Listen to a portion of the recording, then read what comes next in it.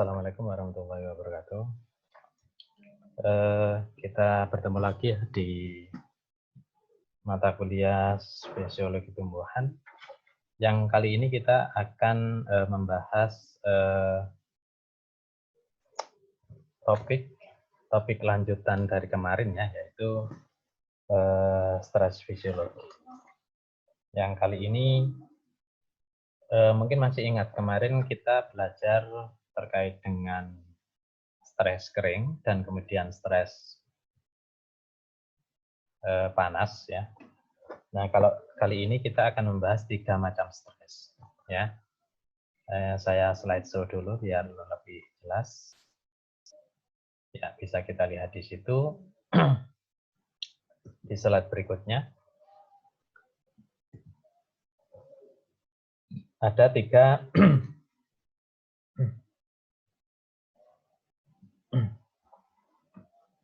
ada 3 macam stres yang akan kita bahas kali ini. Yang pertama adalah chilling and freezing, kemudian salinity stress, dan oksigen defisiensi.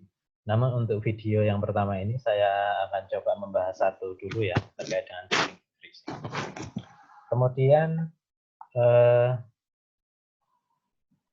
sebelum saya lanjutkan, saya infokan bahwa kemarin terkait dengan presensi yang minggu kemarin gagal ya. Artinya hanya ada 8 atau 9 mahasiswa yang berhasil presensi, itu sudah saya proses, jadi tolong ditunggu ya, ya sampai minggu depan lah ya. Kalau tidak ada kabar, tolong saya diingatkan lagi ya. Dan perkuliahan hari ini adalah yang terakhir, dan seperti biasa nanti akan ada kuis di akhir perkuliahan. Dan 4 kali pertemuan, 4 kali kuis, dan kita selesai ya untuk mata pelajaran metabolisme sekunder dan stres fisiologi. Oke, saya kembali ke sini. Kita langsung saja membahas terkait dengan chilling and freezing. Jadi sebenarnya chilling itu apa, freezing itu apa? Kalau dilihat dari kalau dilihat dari bahasa kan sudah kelihatannya. Chilling itu dingin ya, freezing itu beku kan gitu. Nah, namun dalam hal ini yang dimaksud dengan chilling adalah temperatur ya, karena ini berkaitan dengan stres pada tanaman. Jadi chilling itu adalah temperatur yang rendah ya, rendah, dan ketika itu dipakai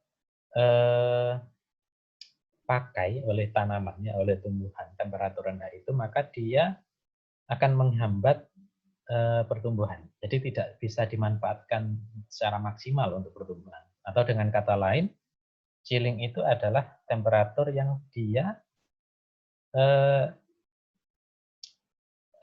terlalu rendah ya, terlalu rendah untuk digunakan untuk pertumbuhan tanaman. Tapi sesuai dengan namanya, chilling itu dia tidak menyebabkan frozen. Nah, ketika menyebabkan frozen atau terbentuknya es, maka disebut dengan istilah freezing. Nah, sudah ketahuan ya bedanya, jelas ya bedanya. Nah, seperti itu. Nah, kita lihat ya, kalau di sekitar kita lah ya, katakanlah di sekitar kita, kita lingkungan tropis ya, maka tanaman yang tumbuh itu kisaran suhunya ya sekitar 25 sampai 35 derajat. Ya, kisaran itulah suhu optimal untuk tanaman di daerah hangat, daerah tropis. Nah, ketika terjadi suhu dingin, misalnya antara 10 sampai 15 derajat, maka yang terjadi adalah apa yang disebut dengan istilah di sini saya garis bawahi atau saya tulis dengan saya tandai merah, yaitu chilling injury atau cedera dingin. Nah ya, lebih enak kita bilang chilling injury. Nah, apa yang terjadi ketika tanaman mengalami ini? Ya. Maka yang terjadi adalah pertumbuhan melambat, kemudian dibarengi atau diiringi oleh beberapa respon, ya, seperti perubahan warna, lesi pada daun, kemudian daun seolah-olah terlihat basah, seolah-olah direndam dalam air yang lama dan seterusnya. Nah, ini yang terjadi pada tanaman yang biasa hidup di suhu hangat. Contohnya seperti apa? Ya, tanaman jagung, padi, tomat, ketela, dan lain sebagainya yang sering kita jumpai. Nah, itu yang terjadi. Nah, kemudian tanaman juga punya kemampuan ya, untuk adaptasi ya, secara genetik. Artinya apa? Jadi resistensi atau ketahanan terhadap chilling tadi ya itu bisa saja meningkat ketika kita melakukan yang namanya aklimatisasi atau proses adaptasi. Bagaimana caranya? Ya, ditempatkan atau diberlakukan di suhu dingin dengan cara apa? Lambat dan bertahap. Jadi tidak langsung ya.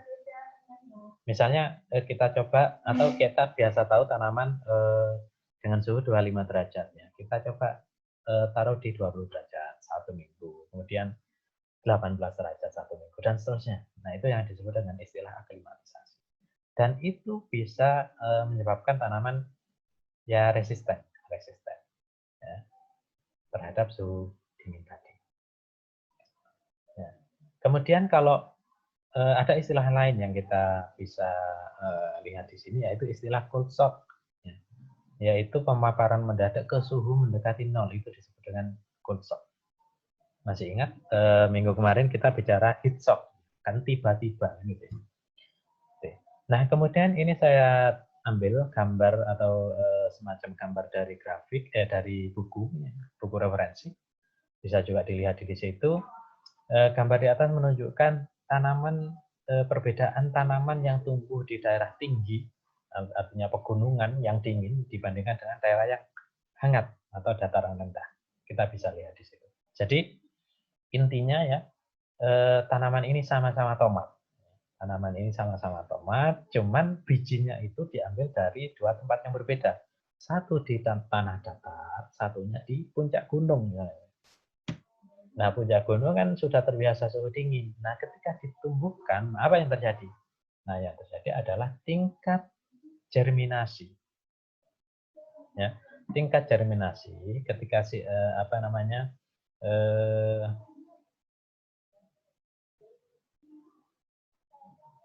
ketika diperlakukan dengan suhu dingin, maka yang bertahan atau survive-nya itu lebih banyak biji yang berasal dari dataran tinggi. Ya, sekitar bisa dilihat di sini, ya sekitar 70% daripada biji yang hidup di atau yang berasal dari dataran rendah. Nah, ini yang disebut dengan istilah resistensi yang diakibatkan oleh aklimatisasi tadi. Ya, karena sudah terbiasa dengan kondisi dingin di puncak gunung, gitu ya. Oke. Nah, kemudian ini ada beberapa respon yang kita bisa pelajari. Artinya, bagaimana respon tanaman itu terhadap chilling injury atau terhadap stres dingin itu tadi. Nah, kita melihat ya, membran itu kan salah satu barrier. Ya, dinding sel membran. Dan ini ketika terjadi chilling injury ini, maka membran sel itu berperan. Ya, terutama bagian penyusun dari membran sel itu yang tidak lain adalah sebagian besar adalah lipid. Ya, fungsi lipid bisa dilihat di sini ya. Fungsi lipid bisa dilihat di sini. Kemudian yang paling penting di sini adalah kita mengenal dua tanaman seperti tadi sebelumnya saya contohkan ya. Bagaimana kondisi tanaman itu ya. Ketika tanaman itu dia terpapar oleh kondisi suhu yang dingin. Ya, kita mengenal ada dua istilah di sini yaitu tanaman sensitif dingin dan tanaman tahan dingin. Jadi kita bisa lihat contohnya tanaman sensitif dingin itu yang mana? Ini kita bisa lihat ya. Chilling sensitive species di situ ada kacang, ya di situ ada ketela, rambat dan di situ ada jagung. Sedangkan tanaman yang tahan dingin di situ contohnya ada cauliflower bud, ya, turnip dan pea bisa dilihat di situ. Nah, yang membedakan antara tanaman sensitif dingin ya dan tanaman sensitif tahan dingin adalah proporsi kandungan lemaknya. Ya, proporsi kandungan lemaknya bisa dilihat, kita langsung ke sini saja, langsung di bagian bawah ini yang terjadi pada atau yang ditemukan pada tanaman yang tahan dingin ya, bisa dilihat di situ rasio dari unsaturated to saturated fatty acid. Jadi rasio asam lemak